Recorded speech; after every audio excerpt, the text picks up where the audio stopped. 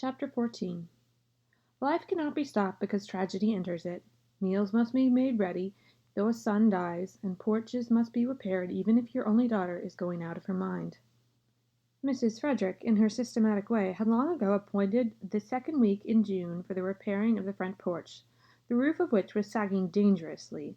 Roaring Abel had been engaged to do it many moons before, and Roaring Abel promptly appeared on the morning of the first day of the second week and fell to work.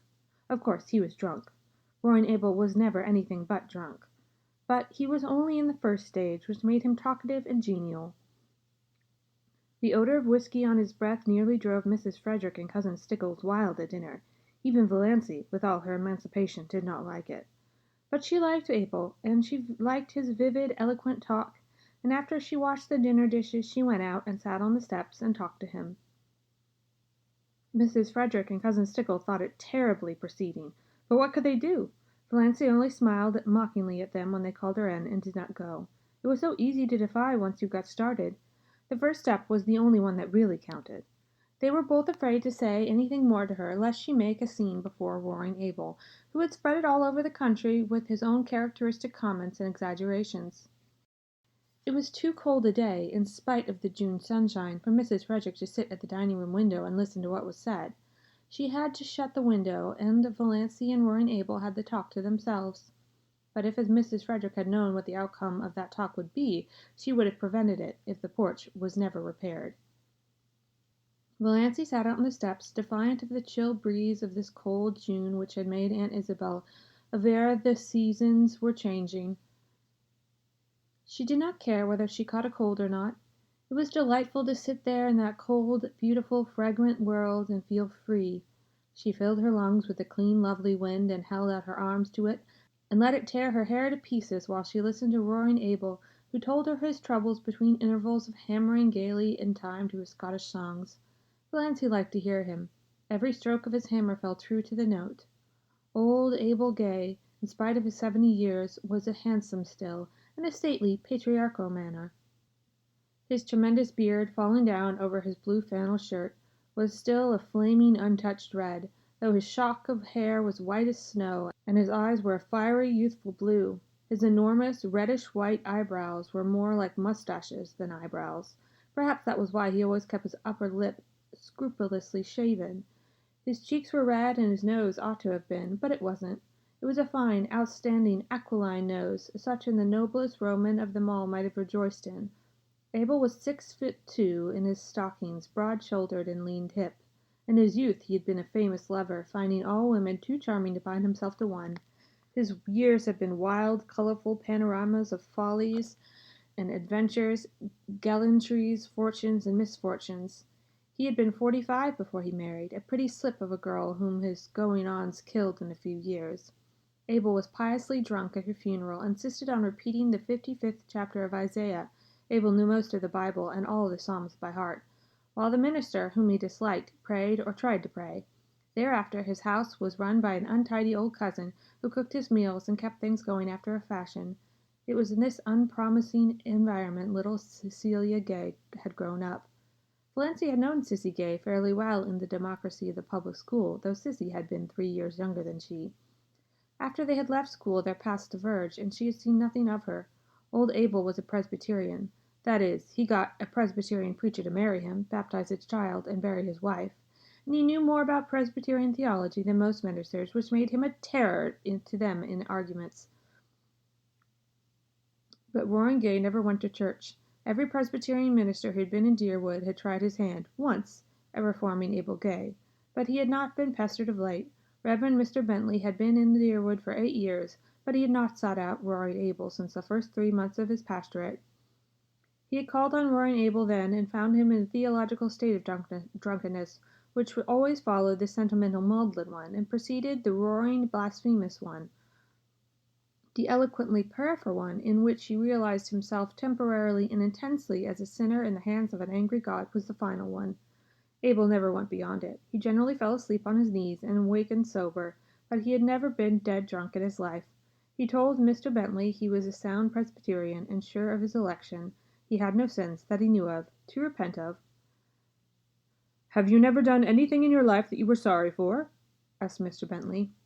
Roy Nabel scratched his bushy white head and pretended to reflect. "Why, yes," he said finally. "There were some women I might have kissed and I didn't. I always was sorry for that." Mr. Bentley went out and went home. Abel had seen that Sissy was properly baptized, jovially drunk on the same time himself. He made her go to church and Sunday school regularly, and the church people took her up, and she was in turn a member of the mission band, the Girls' Guild, and the Young Women's Missionary Society. She was a faithful, unobtrusive, sincere little worker. Everybody liked Sissy Gay and was sorry for her. She was so modest and sensitive and pretty in a delicate, elusive fashion of beauty that fades so quickly if life is not kept in it by love and tenderness. But then liking and pity did prevent them from tearing her to pieces like hungry cats when catastrophe came. 4 years previously, Sissy Gay had gone up to Muscatah Hotel as a summer waitress, and when she had come back in the fall she was a changed creature. She hid herself away and went nowhere. The reason soon leaked out in scandal outrage. That winter Sissy's baby was born. Nobody never knew who the father was. Cicely kept her poor pale lips tightly locked on her sorry secret. Nobody dared ask Roy and Abel any questions about it. Rumor and surmise had laid the guilt at Barney Snipe's door because diligent inquiry among other maids at the hotel revealed the fact that nobody had seen Sissy Gay with a fellow, and she had kept herself to herself, they said, rather resentfully. Too good for our dances, and now look. The baby had lived for a year. After its death, Sissy faded away. 2 years ago, Dr. Marsh had given her only 6 months to live. Her lungs were hopelessly diseased. But she was still alive. Nobody went to see her. Women would not go to Roy and Abel's house. Mr. Bentley had gone once when he knew Abel was away, but the dreadful old creature that was scrubbing the kitchen floor told him Sissy wouldn't see anyone. The old cousin had died, and Roy and Abel had 2 or 3 disreputable housekeepers, the only kind that could be prevailed upon to go to a house where a girl was dying of consumption. But the last one had left, and Roy and Abel had now no one to wait on Sissy and do for him. This was his burden of his plaint to Valencia, and he condemned the hypocrites of Deerwood and its surrounding communities with some rich, meaty oaths that happened to reach Cousin Stickle's ears as she passed in the hallway, and nearly finished the poor lady. Valencia was listening to that? Valencia hardly noticed the profanity. Her attention was focused on the horrible thought of poor, unhappy, disgraced little Sissy Gay, ill and helpless in that forlorn old house on Mistletoe Road, without a soul to help or comfort her. And this was nominally a Christian community in the year of grace 19 and some odd. Do you mean that Sissy is all alone out there now, with nobody to do anything for her? Nobody? Oh, she can move about a bit and get a bite and sup when she wants, but she can't work. It's damned hard for a man to work all day and go out home at night and tired and hungry and cook his own meals. Sometimes I'm sorry I kicked old Rachel Edwards out. Abel described Rachel picturesquely. Her face looked as if she wore out 100 bodies, and she moped. Talk about temper! Temper's nothing to mopin'. She was too slow to catch worms and dirty, damn dirty. I ain't unreasonable. I know a man has to eat his peck before he dies, but when she went over the limit. What do you suppose I saw that lady do? She'd make some pumpkin jam. Had it on the table in glass jars with the tops off. The dog got up on the table and stuck his paw in one of them. What did she do? She just hold out the dang dog and run up the syrup up his paw and back into the jar, and screw the top off and set in the pantry. I sets open the door and I says to her, Go! And the dame went, and I fired the jars of pumpkin after her, 2 at a time. I thought I'd die laughing to see old Rachel run, with them pumpkin jars raining after her. She's told everywhere I'm crazy, so no one will come for love or money. But Sissy must have someone to look after her, insisted Valencia, whose mind was centered on this aspect of the case. She did not care whether Rory and Abel had anyone to cook for him or not, but her heart was wrung for Cecilia Gay. Oh, she gets on. Barney Snipe always drops in when he's passing and does anything she wants, brings her oranges and flowers and things. There's a Christian for you. Yet that sanctimonious, snivel parson of St. Andrew's people wouldn't be seen on the same side of the road with him. Their dog will go to heaven before they do, and their minister, slick as if a cat had licked him. There are plenty of good people, both in St. Andrew's and St. George, who would be kind to Sissy if you would behave yourself, said Valencia seriously. They're afraid to go near your place. Because I'm such a sad old dog, but I won't bite. Never bit anyone in my life. A few loose words spilled around don't hurt nobody. And I'm not about to ask people to come. Don't want 'em poking and prying about. What I want is a housekeeper. If I shaved every Saturday and went to church, I'd get all the housekeepers I'd want. I'd be respectable then. But what's the use of going to church when it's all settled by predestination? Tell me that, miss. Is it? Said Valencia. Yes, can't get round it nohow. Wish I could. I don't want either heaven or hell for steady. Wish a man could have 'em both mixed in equal portions. Isn't that the way it is in the world? Said Valencia thoughtfully, but rather as if her thought was concerned with something else than theology. No, no, boomed Abel, striking a tremendous blow on a stubborn nail. There's too much hell here, entirely too much hell. That's why I get drunk so often. It sets you free for a little while. Free from yourself. Yes, by God, free from predestination. Ever try it? No, I have another way of getting free, said Valencia absently. But about Sissy now, she must have someone to look after her. What are you harping on Sis for? Seems to me you ain't bothered much about her up till now. You never even seemed to come to see her, and she used to like you so well. I should have, said Valencia, but never mind. You wouldn't understand. The point is, you must have a housekeeper. Where am I to get one? I can pay decent wages if I could get a decent woman. Do you think I like old hags? Will I do? Said Valencia. Chapter 15. Let us be calm, said Uncle Benjamin. Let us be perfectly calm. Calm? Mrs. Frederick wrung her hands. How can I be calm? How could anyone be calm under such a disgrace as this? Why in the world did you let her go? Asked Uncle James. Let her? How could I stop her, James? It seems she packed the big valance and set away with Roaring Abel, and he went out at home after supper while Christine and I were in the kitchen. And then Doss herself came down with her little satchel, dressed in her green serge suit, and I felt a terrible premonition. I can't tell you how it was, but I seemed to know that Doss was going to do something dreadful.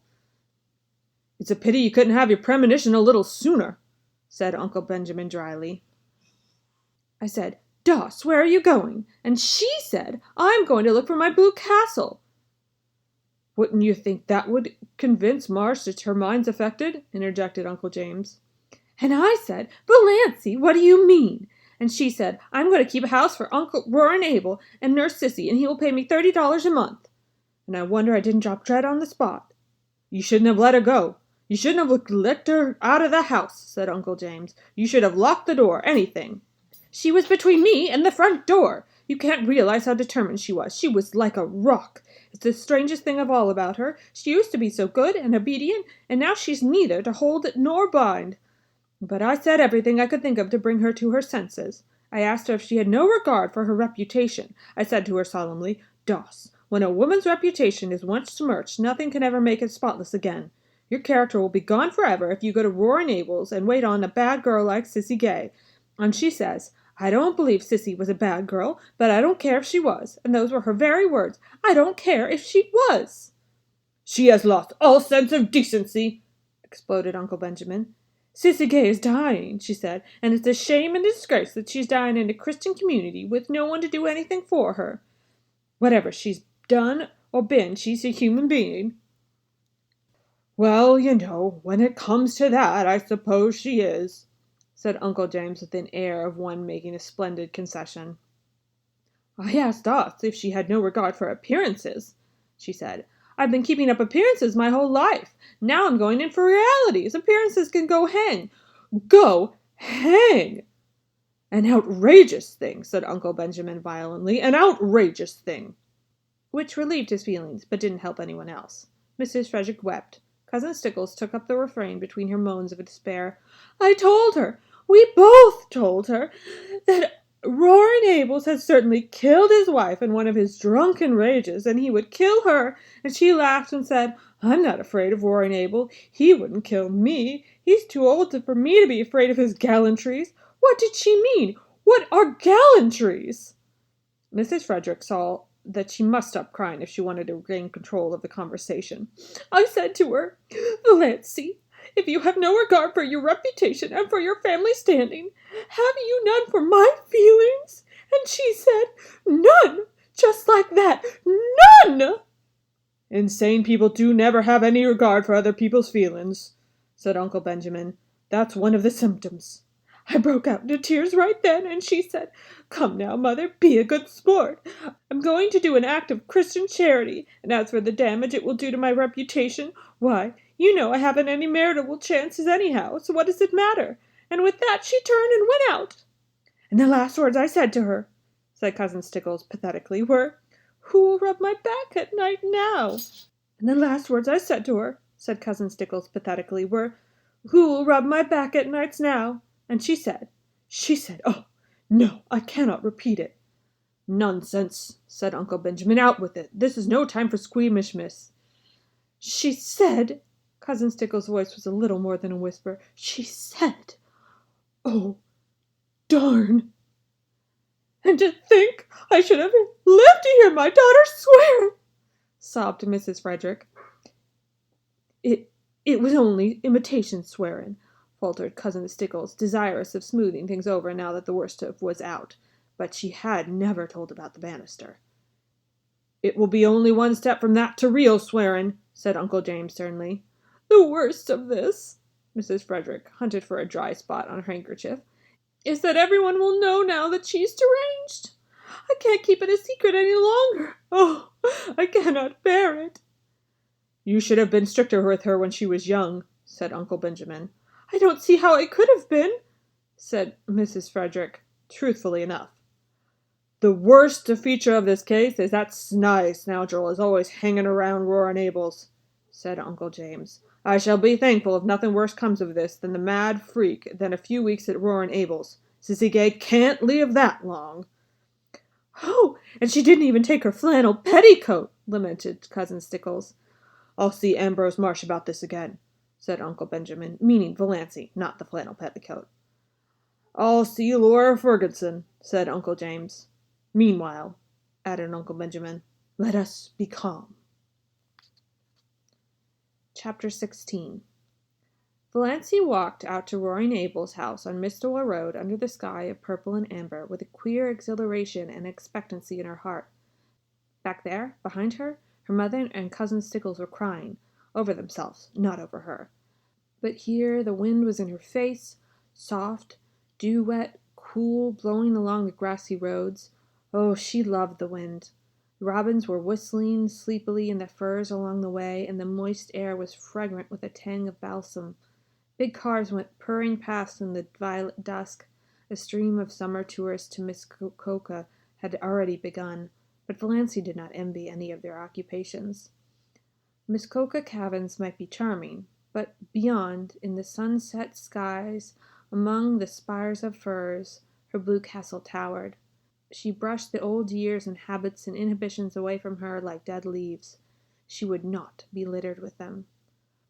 Roaring Abel's rambling, tumble-down old house was situated about 3 miles from the village, on the very edge of Back Up, as the sparsely settled, hilly, wooded country around Mistowell was called vernacularly.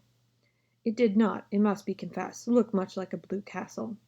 It had once been a snug enough place in days when Abel Gray had been young and prosperous, and the punning arched sign over the gate, a gay carpenter, had been fine and freshly painted. Now it was a faded, dreary old place, with a leprous, patched roof and shutters hanging askew. Abel never seemed to do any carpenter jobs on about his own house. It had a listless air, as if tired of life. There was a dwindling grove of ragged, crone-like old spruces behind it. The garden, which Sissy used to keep neat and pretty, had run wild. On 2 sides of the house were fields of nothing but mulleins. Behind the house was a long stretch of useless barren, full of scrub pines and spruces, with here and there a blossoming bit of wild cherry, running back to a belt of timber and the shores of Lake Mistowell 2 miles away. A rough, rocky, boulder-strewn lane ran through it to the woods, a lane white with pestiferous, beautiful daisies. Roaring Abel met Valencia at the door. "So you've come," he said incredulously. "I never supposed the Rock of Sterlings would let you." Valencia showed all her pointed teeth in a grin. "They couldn't stop me." "I didn't think you had so much spunk," said Roaring Abel admiringly. "And look at the nice ankles of her," he added, as he stepped aside to let her in. If Cousin Stickles had heard this, she would have been certain that Valencia's doom Earthly and unearthly was sealed. But Abel's superannuated gallantry did not worry Valencia. Besides, this was the first compliment she had ever received in her life, and she found herself liking it. She sometimes suspected she had nice ankles, but nobody ever mentioned it before. In the Sterling clans, ankles were among the unmentionables. Roy and Abel took her into the kitchen, where Sissy Gay was lying on the sofa, breathing quickly, with a little scarlet spots on her hollow cheeks. Valencia had not seen Cecilia Gay for years. Then she had been a pretty creature, a slight blossom-like girl with soft golden hair, clear-cut eyes, almost waxen features, and large, beautiful blue eyes. She was shocked at the change in her.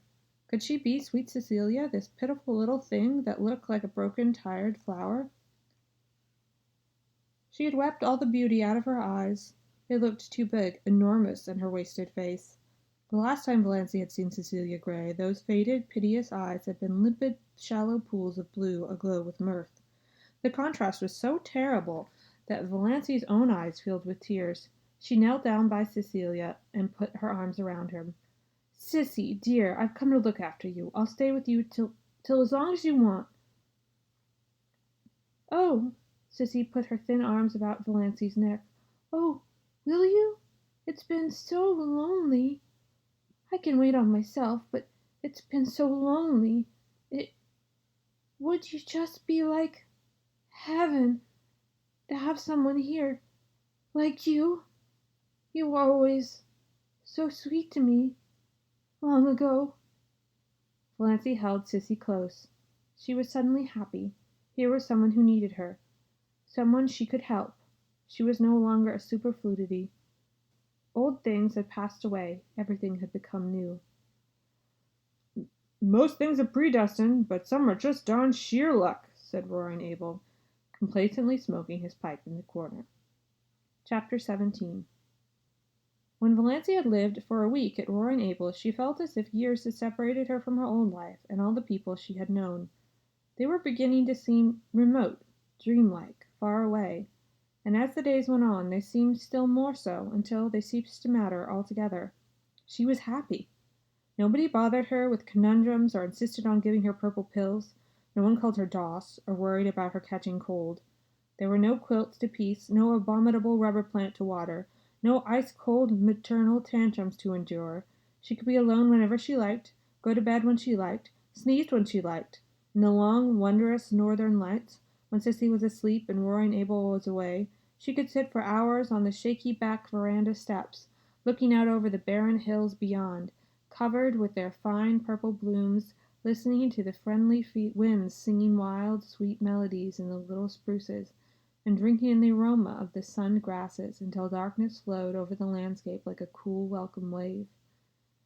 Sometimes, of an afternoon, when Sissy was strong enough, the two girls went into the barrens and looked at wood flowers, but they did not pick any. Valencia had read Sissy the Gospel thereof according to John Foster. "It's a pity to gather wood flowers. They lose half their witchery away from the green and the flicker. The way to enjoy wood flowers is to track them down in their remote haunts, gloat over them, and then leave them with backward glances, taking with us only the beguiling memory of their grace and fragrance." Valencia was in the midst of realities after a lifetime of unrealities, and busy, very busy. The house had to be cleaned. Not for nothing had Valencia been brought up in the Sterling habits of neatness and cleanliness. If she found satisfaction in cleaning dirty rooms, she got her fill of it there.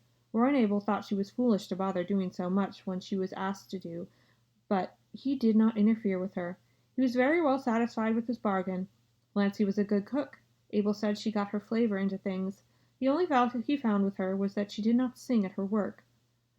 "Folks should always sing at their work," he insisted. "Sounds cheerful like." "Not always," retorted Valencia. "Fancy a butcher singing his work, or an undertaker." Abel burst into his great broad laugh. "There's no getting the better of you. You've always got an answer every time. I should think the Sterlings would be glad to be rid of you. They don't like to be sassed back." During the day, Abel generally went away from home, if not working, then shooting or fishing with Barney Snipe. He generally came home at nights, always very late, and often very drunk. The first night they heard him come home howling into the yard, Sissy told Valencia not to be afraid. "Father never does anything. He just makes noise." Valencia lying on the sofa in Sissy's room, where she had elected to sleep lest Sissy should need her attention in the night (Sissy would have never called her), was not at all afraid, and said so. By the time Abel got his horses put away, the roaring stage had passed, and he was in his room at the end of the hall, crying and praying. Valencia could still hear his dismal moans as she went calmly to sleep. For the most part, Abel was a good-natured creature, but occasionally he had a temper. Once Valencia asked him coolly, "What's the use of getting in a rage?"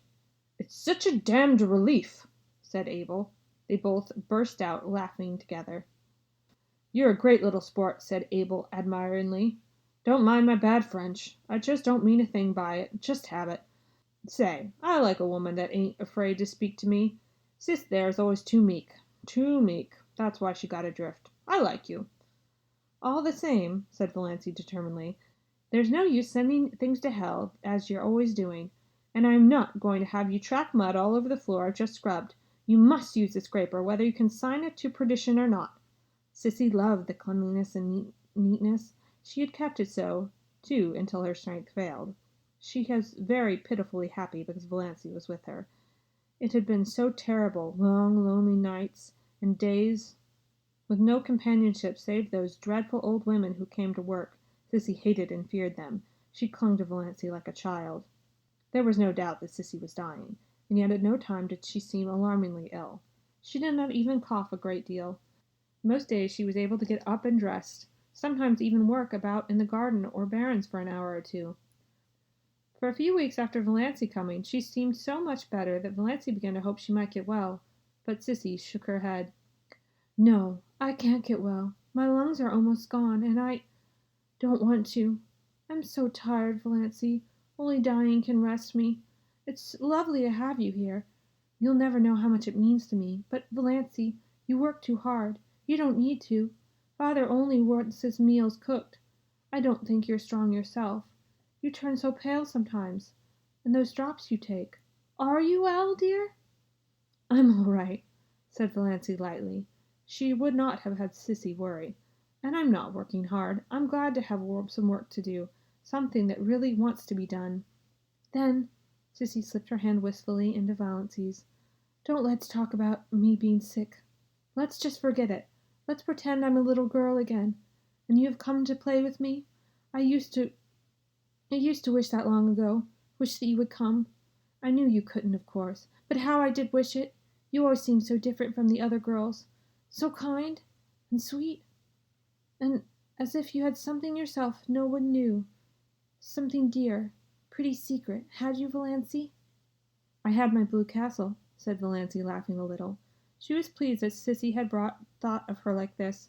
She never suspected that anybody liked or admired or wondered about her.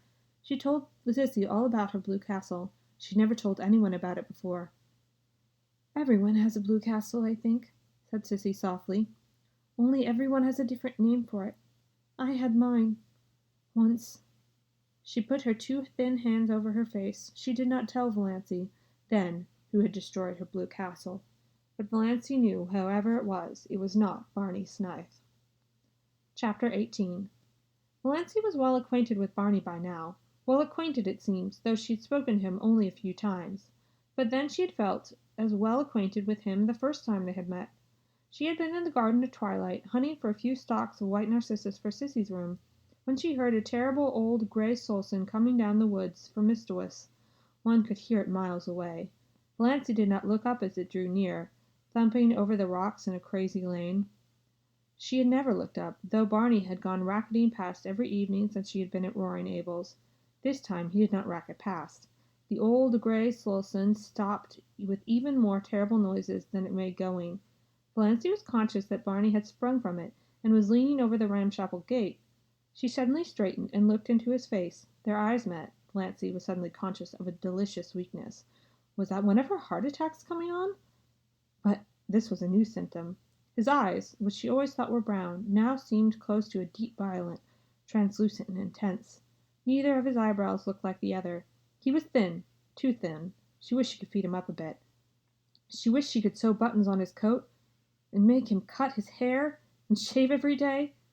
There was something in his face. One hardly knew what it was. Tiredness? Sadness? Disillusionment? He had dimples in his thin cheeks when he smiled. All these thoughts flashed through Valancia's mind in that one moment while his eyes looked into hers. "Good evening, Miss Sterling." Nothing could be more commonplace or conventional. Anyone might have said it, but Barney Slythe had a way of saying it that gave things poignancy. When he said good evening, you felt as if it was a good evening, and that was partly his doing that it was. Also, you felt that some credit was yours. Valancy felt all this vaguely, but she couldn't imagine why she was trembling head to foot. It must be her heart. If only he didn't notice it. "I'm going over to the port," Barney said. "Can I inquire about getting or doing anything for you or Sissy?" "Will you get some salt codfish for us?" said Valancy. It'd be the only thing she could think of. Roaring Abel had expressed a desire for that dinner of boiled salt codfish. When her knights had come riding to the Blue Castle, Valancy had sent them on many quests, but she never asked any of them to get her salt codfish. "Certainly. You sure there's nothing else? Lots of room in Lady Jane Grey Sulson. And she always get back sometime, does Lady Jane." "I don't think there's anything more," said Valancy. She knew he would bring origins for Sissy anyhow. He always did. Barney did not turn away at once. He was silent for a little, and then he said slowly and whimsically, "Mrs Sterling, you're a brick. You're a whole cartload of bricks. To come here and look after Sissy, under the circumstances." "There's nothing so brickly about it," said Valancy. "I'd nothing else to do. And I like it here. I don't feel as if I've done anything worth especially meritorious. Mr. Gay is paying me fair wages. I've never earned money before, and I like it." It seemed so easy to talk to Barney Snipe. Some way, this terrible Barney Snipe of lurid tales and mysterious paths was as easy and natural as talking to herself. "All the money in the world couldn't buy what you're doing for Sissy Gay," said Barney. "It's just splendid and fine of you. And if there's anything I can do to help you in any way, you only have to let me know. If Roaring Abel ever tries to annoy you—" "He doesn't. He's lovely to me. I like Roaring Abel," said Valancy frankly. "So do I. But there's one stage of his drunkenness, perhaps you haven't encountered yet, when he sings Rabid's song." "Oh, yes, he came home last night like that. Sissy and I just went to our room and shut ourselves where we couldn't hear him. He apologized this morning. I'm not afraid of any of Roaring Abel's stages." "Well, I'm sure he's decent to you, apart from his inebriated yowls," said Barney. "I've told him he's got to stop damning things when you're around." "Why?" asked Valancy slyly, with one of her odd slanted glances, and a sudden flake of pink on each cheek, born of the thought that Barney Snipe had actually done so much for her. "I often feel like damning things myself." For a moment Barney stared. Was this elfin girl the little old maidish creature who had stood there 2 minutes ago? Surely there was magic and devilry going on in that shabby, weedy old garden. Then he laughed. "It'll be a relief to have someone do it for you, then. So you don't want anything but salt codfish?" "Not tonight. But I dare say I have some errands for you very often when you go to Port Lorne. I can't trust Mr. Gay to remember to bring all the things I want." Barney had gone away then in his Lady Jane, and Valancy stood in the garden for a very long time. Since then he had called several times, walking down through the barrens whistling. How that whistle of his echoed through the spruces on June twilights! Valancy caught herself listening for it every evening, rebuked herself, then let herself go. Why shouldn't she listen for it? He always brought Sissy fruits and flowers. Once he bought Valancy a box of candy, the first box of candy she'd ever been given. It seemed sacrilege to eat it. She found herself thinking of him in season and out of season. She wanted to know if he ever thought about her when she wasn't before his eyes, and if so, what? She wanted to see that mysterious house of his back on the Mistawaz Island. Sissy had never seen it. Sissy, though she talked freely of Barney and had known him for 5 years, really knew little more than Valancy herself. "But he isn't bad," said Sissy. "Nobody need ever tell me he is. He can't have done the things to be ashamed of." "Then why does he live as he does?" asked Valancy, to hear somebody defend him. "I don't know. He's a mystery, and of course there's something behind it. But I know it isn't disgrace. Barney Scythe simply couldn't do anything disgraceful, Valancy." Valancy was not so sure. Barney must have done something, sometime. He was a man of education and intelligence. She had soon discovered that in listening to his conversations and wrangle with Roaring Abel, who was surprisingly well read and could discuss any subject under the sun when sober. Such a man couldn't bury himself for 5 years in Miscoda and live and look like a tramp if there were not a good or bad a reason for it. But it didn't matter. All that mattered was that she was now sure he had never been Sissy Gay's lover. There was nothing like that between them, though he was very fond of Sissy and she of him, as anyone could see, but it was a fondness that didn't worry Valencia. "You don't know what Barney has been to me these past 2 years," Sissy said simply. "Everything would have been unbearable without him." "Sissy Gay is the sweetest girl I ever knew, and there's a man about somewhere I'd like to shoot if I could find him," Barney had said savagely. Barney was an interesting talker, with a knack of telling a great deal about his adventures and nothing about himself. There was one glorious rainy day when Barney and Abel swapped yarns all afternoon while Valencia mended tablecloths and listened. Barney told weird tales of his adventures with shacks on trains while hoboing it across the continent. Valencia thought she ought to think his stealing rides quite dreadful, but she didn't. The story of his working his way to England on a cattle ship sounded more legitimate, and his yarns of the Yukon enthralled her, especially one of the nights he was lost in the Great Divide between the Gold Run and the Sulphur Valley. He had spent 2 years out there. Where in all this was there room for penitentiary and other things? If he were telling the truth, but Valencia knew he was. "Found no gold," he said. "Come away poorer than I went, but such a place to live. Those silences at the back of the north wind got me. I've never belonged myself since."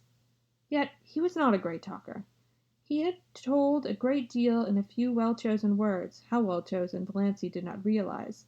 He had a knack of saying things without opening his mouth at all. "I like a man whose eyes say more than his lips," thought Valencia.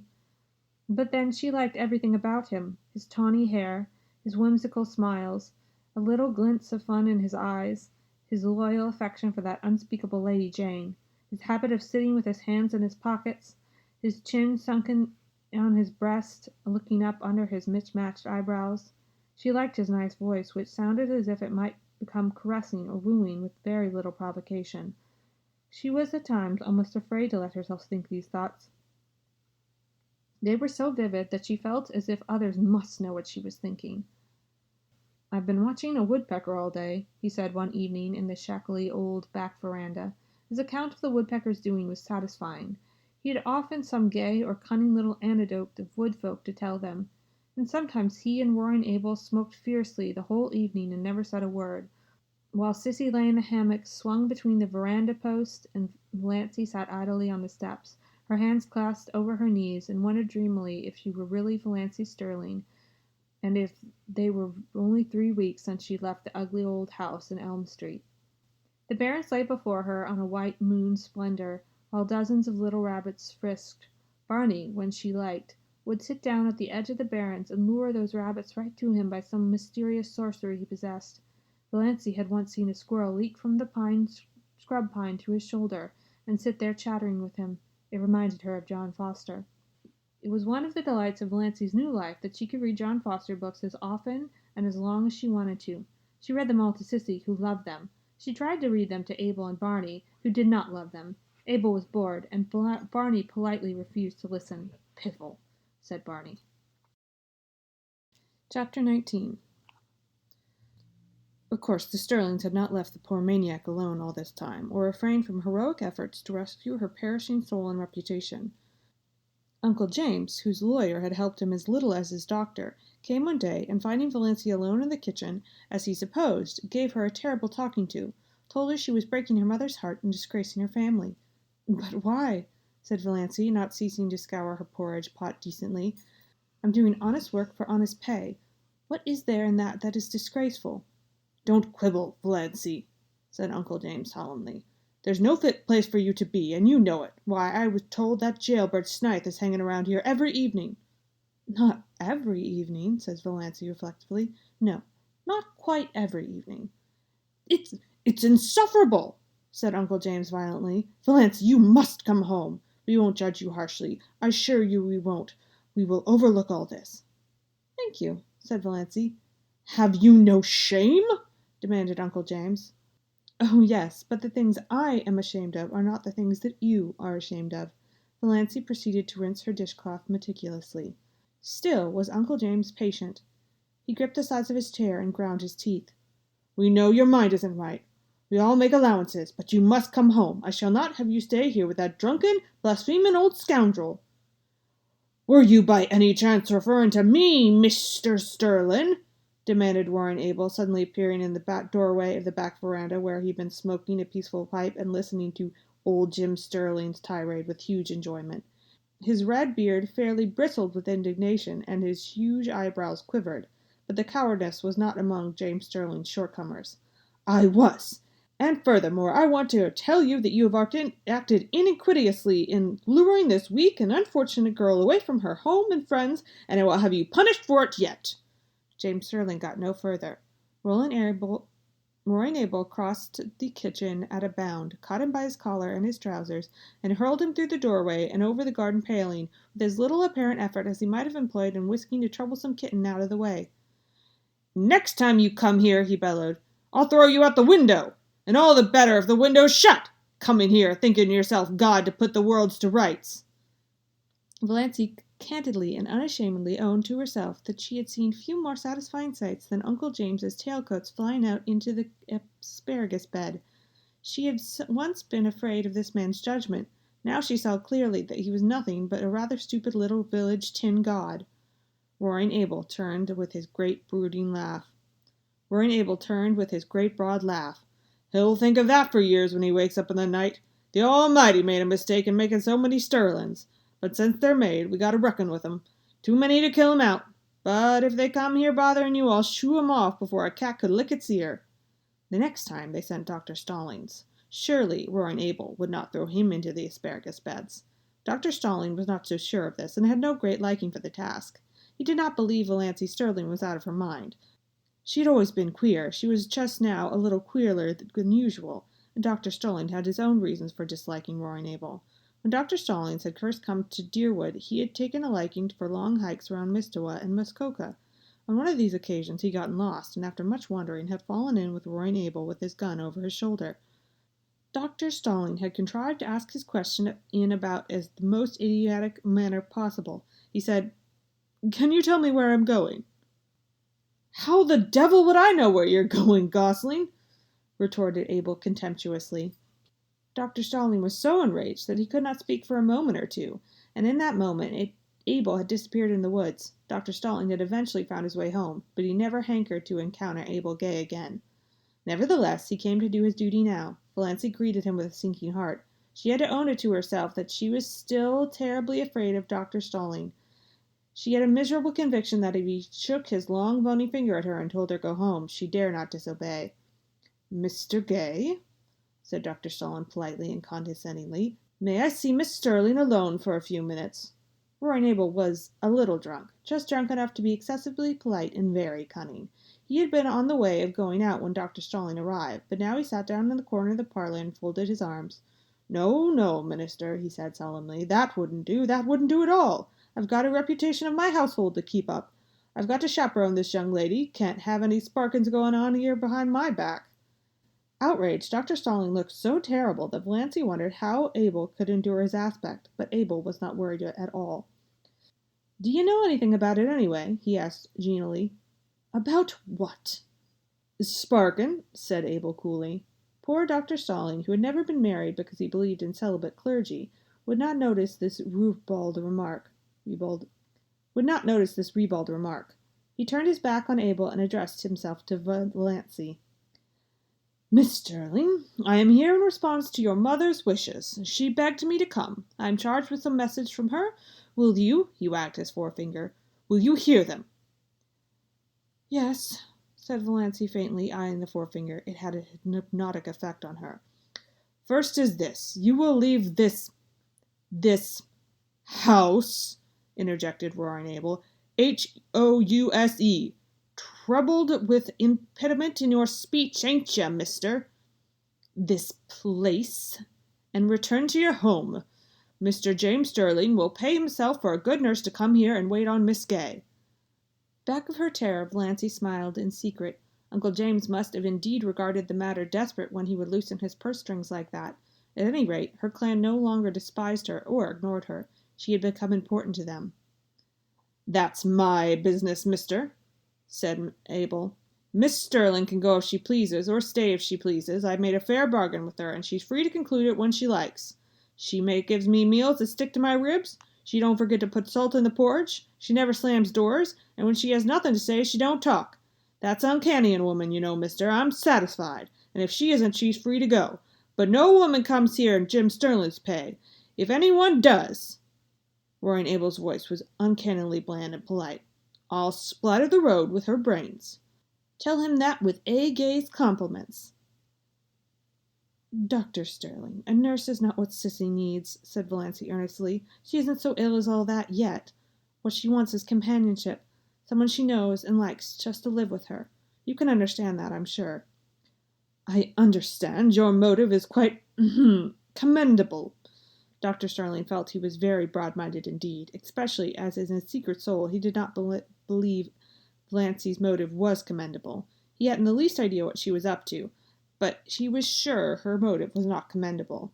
When he could not understand a thing, he straightway condemned it. Simplicity itself. But your first duty is to your mother. She needs you. She implores you to come home. She will forgive everything if you only come home. That's a pretty thought, remarked Abel meditatively as he ground up some tobacco in his hand.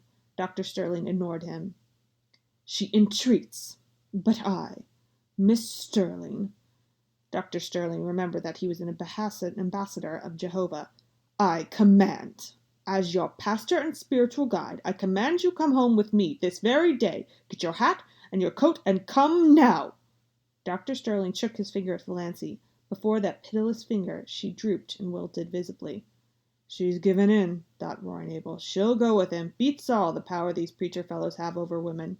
Valencia was on the point of obeying Dr. Stalin. She must go home with him and give up. She would lapse back to Dr. Stalin again, and for a few remaining weeks or days to be cowed, futile creature she had always been.